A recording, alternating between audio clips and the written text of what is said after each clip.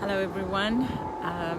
It is actually Thursday today instead of doing my writing day tomorrow on Friday. I am having it a day early because I'm actually taking the weekend off. I'm going to go away to the Hunter Valley and meet up with a friend there and have a few days of rest. Such an important thing to do in our busy lives. So I'm looking forward to that, but that is no excuse not to have a writing day this week. So I'm going to spend today doing a little bit of writing. And today I am going to be looking at a theme that has started to emerge from some of the writing I've already done with this mother who is taking her daughter away to try and connect with her, this kind of frantic, desperate need to connect with her daughter who she feels is kind of disappearing. I've been thinking about these themes of disappearance a lot, and I worked with backstory last week, finding moments in the mother's backstory where people and times in her life when things had disappeared. So she has this sort of deep anxiety about people going and without an explanation. So she's very in her head, and she's always trying to work out and name and diagnose, what's going on. Sort of obsession we have to actually name things, which is a good thing, but it can become, what it can do is it can take up a lot of space, that energy of wanting to diagnose and over talk and over analyze what's happening.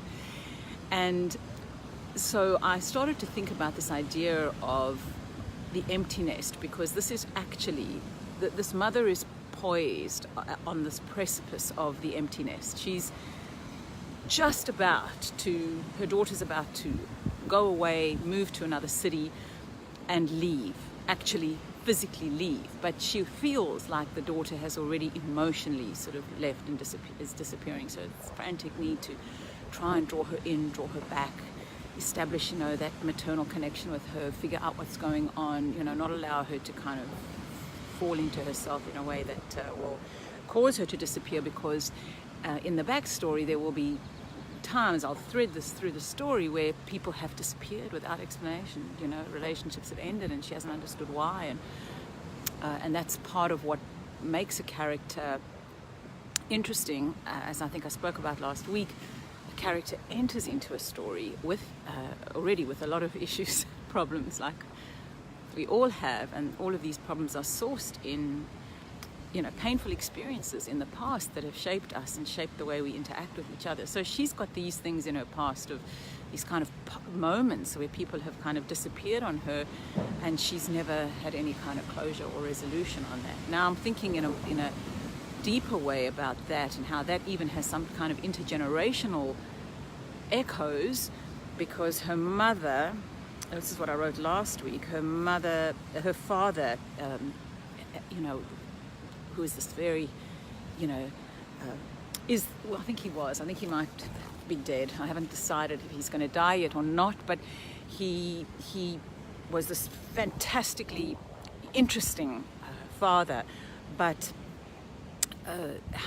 sort of came and went, emotionally came and went, and had this kind of manic behavior. And so this was not named up until she's much older, but he's bipolar, and so her mother has sort of gone into this kind of over-functioning remedying of this, shoring up these holes that the father's erratic behavior created, which is, I think, what a lot of us do, is we overcompensate, we overfill, we overwork places where we see there are these like gaps and these deficiencies. So the emptiness, this idea of emptiness, the empty nest, and these emptinesses and these disappearances, the holes that we have in our lives, seems to me to be a theme that's emerging, and I want to try and work that in now as more of a theme, and develop it as a through line. And a through line are these like golden threads that we weave through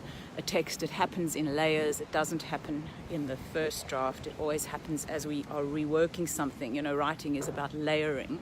It's about going back and reworking and reworking and reworking and reworking, and then layering again and again and again until we have these perfect kind of threads that run through the text. So I'm starting to think about this idea of emptiness and how to weave this through, and I'm starting to see that what the mother has to experience is she's got to experience this emptiness of her daughter disappearing, because I think I've said before that the two young daughters, once they get to Italy, the two young girls, they go off by themselves and they leave the two older women alone.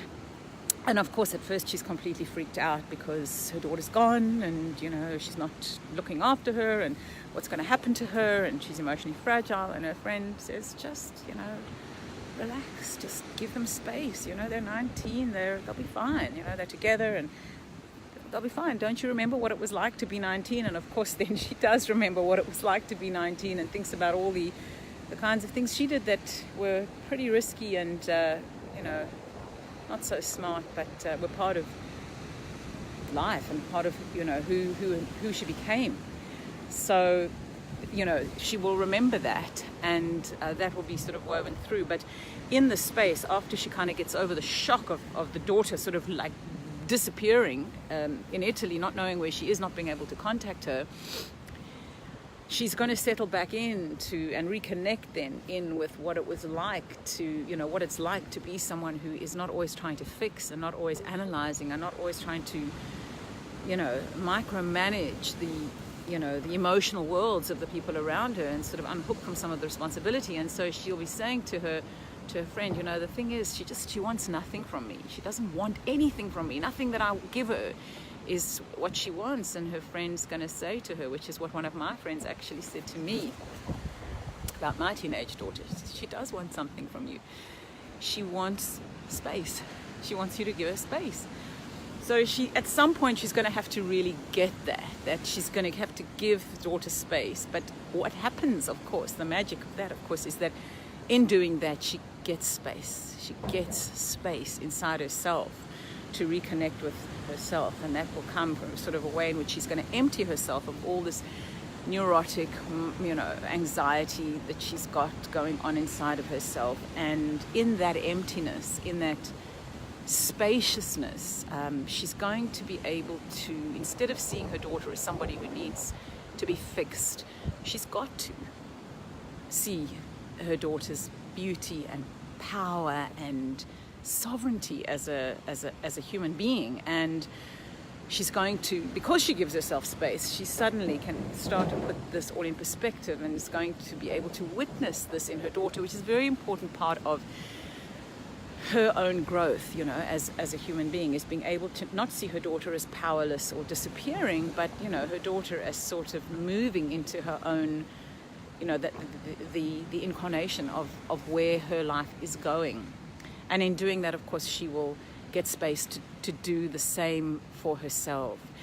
So I want to play with this idea of emptiness, and of course emptiness makes us think of hunger and open space and quietness and all of those ideas, which I still need to work into. It's kind of hard in Italy, where there's all that amazing food, to think about hunger and how that's going to play into it. But I do want to try and work around this concept of emptying and spaciousness and opening up, so that we can allow the mysterious into it. And that is going to be part of what is going to heal this kind of divide, this rift between this mother and her daughter. Is the separation is obviously paradoxically going to be the thing that allows them to find each other again. And I have a good sense of where the story is going to end.